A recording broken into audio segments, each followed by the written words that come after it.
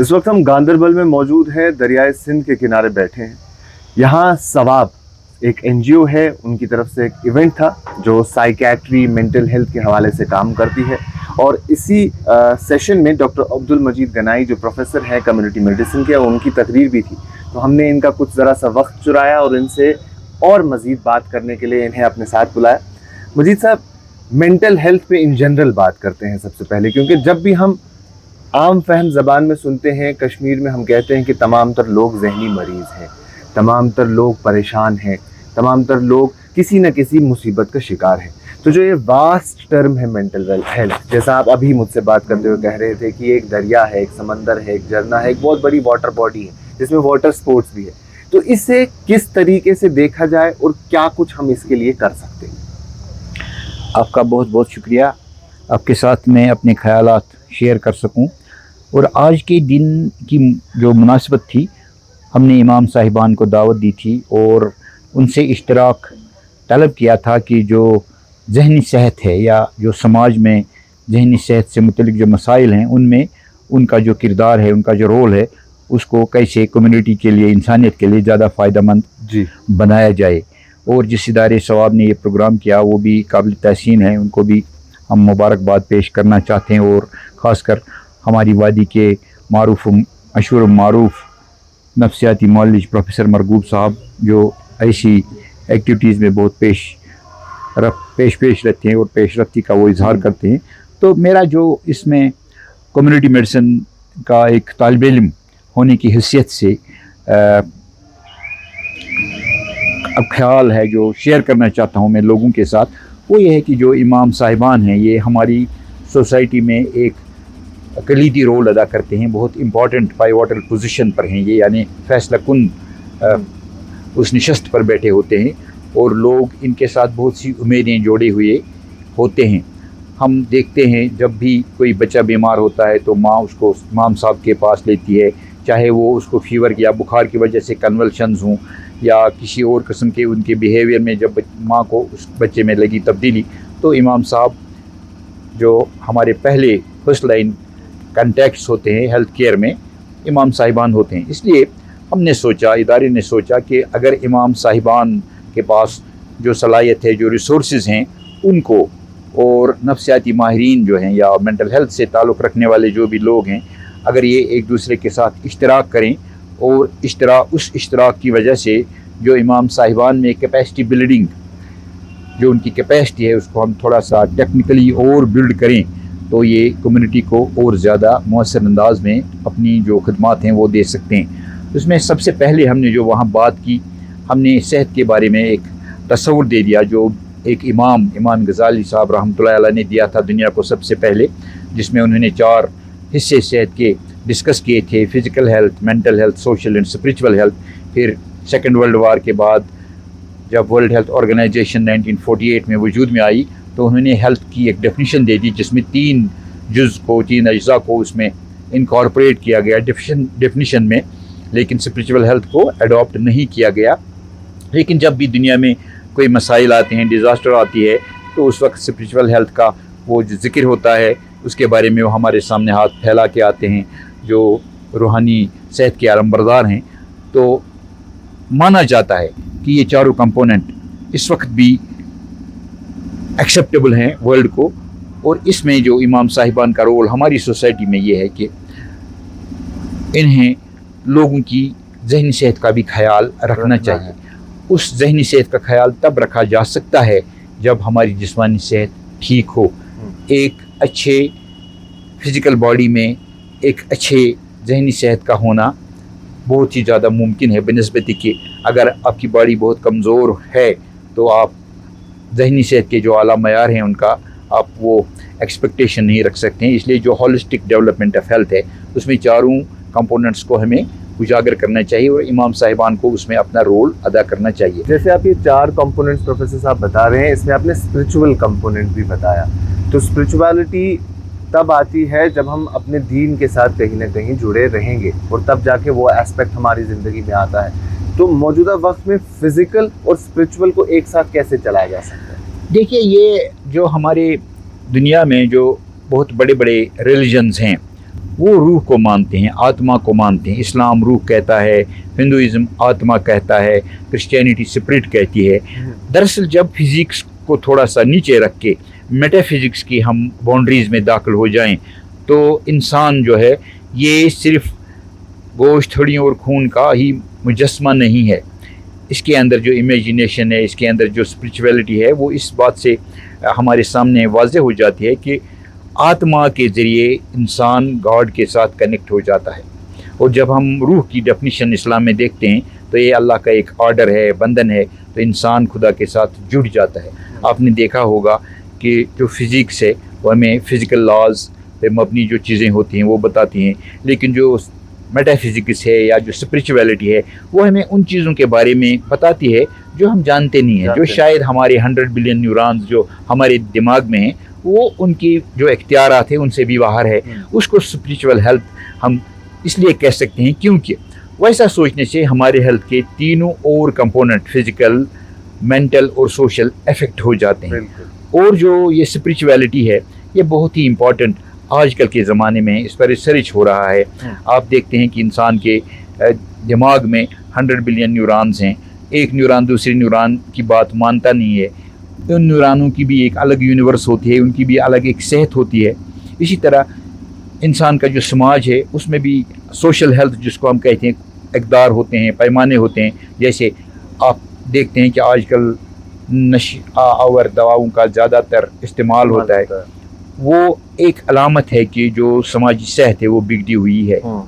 جو ہماری ذہنی صحت ہے اس کے بگڑنے کی علامت یہ ہے کہ لوگ جو ان کو روزمرہ درپیش آنے والے مسائل ہیں جن سے نپٹنے کے لیے اللہ تعالیٰ نے یا قدرت نے انہیں 100 بلین سے زیادہ نیورون دیے ہیں, ان سے لڑنے کی طاقت دی ہے, لیکن وہ اس طاقت کو استعمال کرنے کے بجائے نا امیدی میں آتے ہیں, ڈپریشن میں آتے ہیں اور الٹیمیٹلی سوسائڈ کرتے ہیں, لینڈ کرتے ہیں اس میں.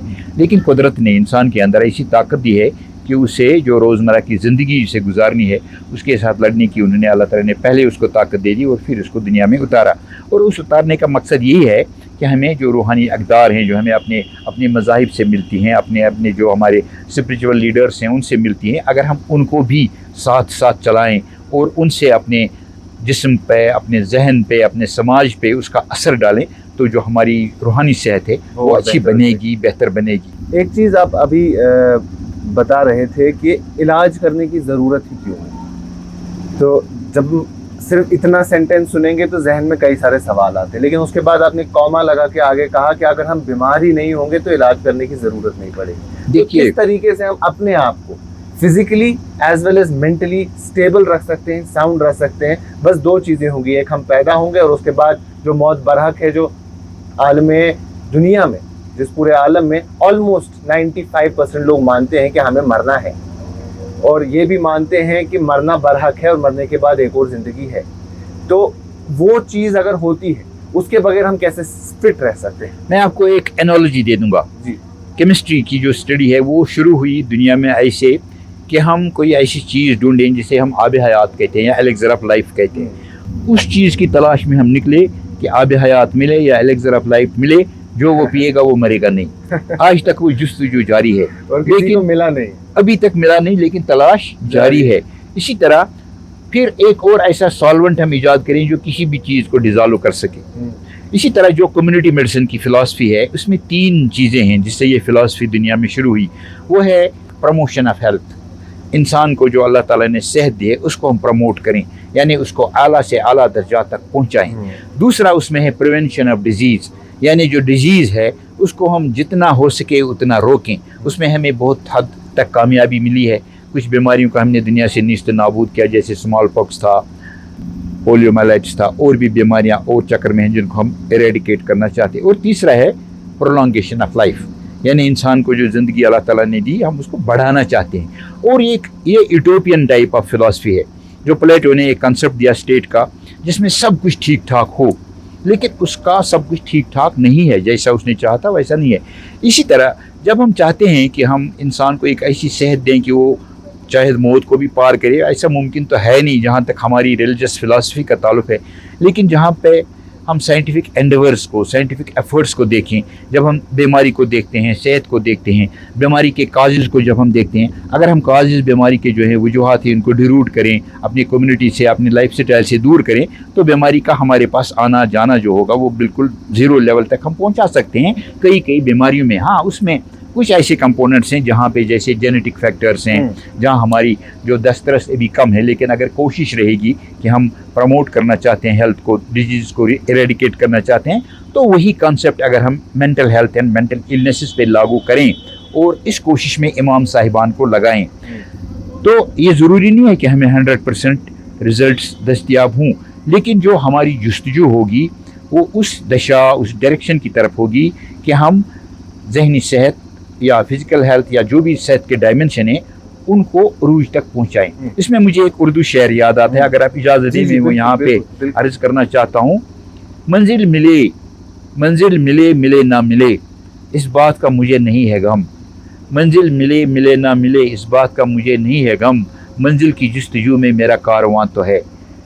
जो हमारी जुस्तजू होगी इमाम साहिबान के साथ, अगर ये जुस्तजू इस डायरेक्शन में होगी, इस सिमत में होगी कि हमें जहनी बीमारियों से निजात मिलेगी, तो वो मिल सकती है। और चूँकि हम एक अच्छी जगह बैठे हैं, अच्छे इदारे के साथ वाबस्ता हैं, अच्छे ख्यालात वाले लोगों के साथ बैठे हैं, कुरान शरीफ की एक आयत का मैं हवाला जैसे मैंने लेक्चर में भी दिया, ला तक़नतू मिन रहमतिल्लाह, अल्लाह ताला की रहमत से नाउम्मीद मत हो जाओ।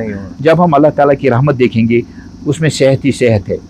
डिजीज़ का जो कॉन्सेप्ट है, डिजीज़ रहमत के उस दायरे में आ ही नहीं सकती है। जहाँ हम अपने आप को रहमत की बाउंड्रीज से सराउंड करके रखें, रहमत के उस पहरे में रहें, तो वहाँ बीमारी या और कोई किस्म की जो ज़हमत है वो आ नहीं सकती है। क्योंकि अगर हम प्रॉफिट सल्लल्लाहु अलैहि वसल्लम का तर्ज़ ज़िंदगी अपनाएं, हमें ज़हनी सुकून मिलेगा।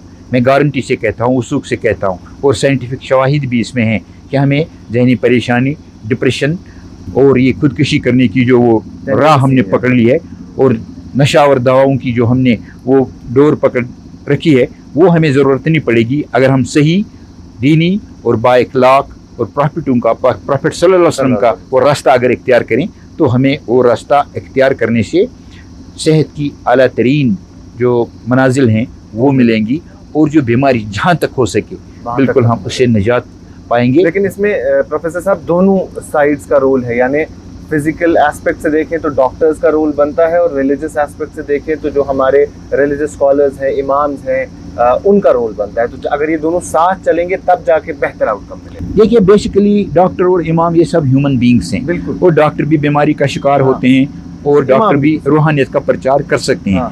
इसीलिए हम कहते हैं वातसिमू बिहब्लिल्लाहि जमीआ, अल्लाह ताला की रस्सी को सब मजबूती से पकड़ के रखो। अगर डॉक्टर, न सिर्फ डॉक्टर और इमाम साहिबान, बल्कि समाज का जो हर हिस्सा है, हमारा एक मॉडल चल रहा है लद्दाख में, डेमोक्रेटाइजेशन ऑफ हेल्थ, उसमें हम कहते हैं health for all is possible only when all for health are active, यानी all for health then health for all. ये न सिर्फ इमाम और डॉक्टर का नहीं है, आपका फूड जो सप्लाई करने वाला अगर आपको हेल्दी फूड दे देगा, तो आपको जो फूड से आने वाली बीमारियां हैं वो दूर हो जाएंगी। जो आपको परेशानियां देने वाले आंसर सोसाइटी में हैं, अगर वो परेशानियों के बजाय आपको खुशियां दें या परेशानियां देना बंद कर दें, तो आपकी जहनसीत की जो जहनी हालत है, जहनी सेहत है, वो बिल्कुल ठीक होगी। तो हमारा जो ऐसा मॉडल है कि holistic development in physical, mental, social and spiritual health, सब लोगों के ताउन से, सबका हाथ, सबका साथ इसमें हो, तो इसमें जो विकास होगा, प्रोग्रेस होगी, वो होगी इंशाल्लाह। चलिए, बहुत शुक्रिया प्रोफेसर साहब हमसे बात करने के लिए। तो किस तरीके से जो इन्होंने कंपोनेंट्स बताए, अगर हम उन पे जोर देंगे, उस डायरेक्शन में चलेंगे, तो आने वाले वक्त में ये पॉसिबल है कि हम कंप्लीटली इन बीमारियों से बच सकते हैं, न सिर्फ फिजिकल बल्कि साथ ही साथ मेंटल बीमारियों से भी। अभी के लिए इतना ही, बाकी तमाम मजीद मालूमात के लिए आप बने रहें कश्मीर लाइव के साथ।